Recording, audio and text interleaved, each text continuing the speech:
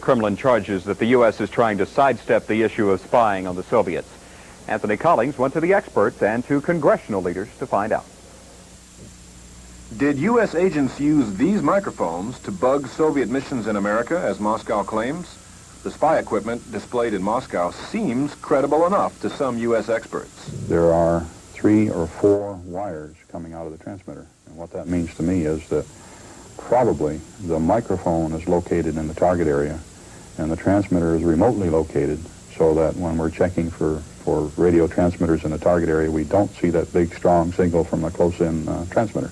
The Soviets claim the U.S. used state-of-the-art spy equipment, but not everything they displayed seemed to back that up. Well, that pen transmitter used discrete components on a circuit board, and that technology is very old. We can make things much, much smaller today.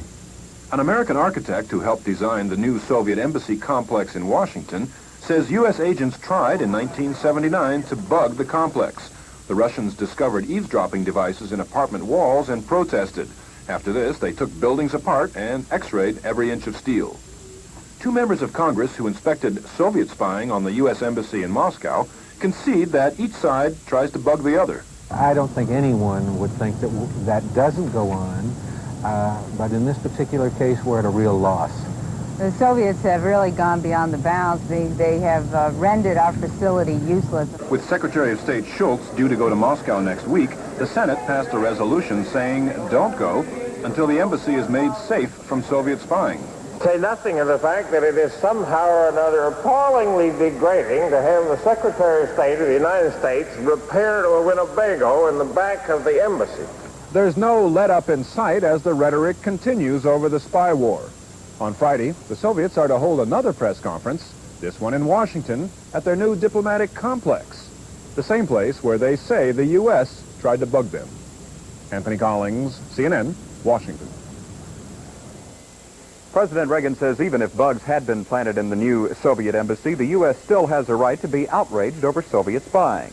Reporters asked the president if the Soviets' claim is true, that we bug them as much as they bug us. If you want to believe him, go ahead. Are they telling the truth? Has the U.S. tried to bug the Soviet embassy? I never discussed anything having to do with espionage or counter-espionage. Well, what do you think of all their claims that they made today and their so-called evidence that they presented? I've been coming out here. I haven't paid any attention to it. The nation's top Marine is promising to correct problems which apparently caused the sex for secret scandal at the U.S. Embassy in Moscow.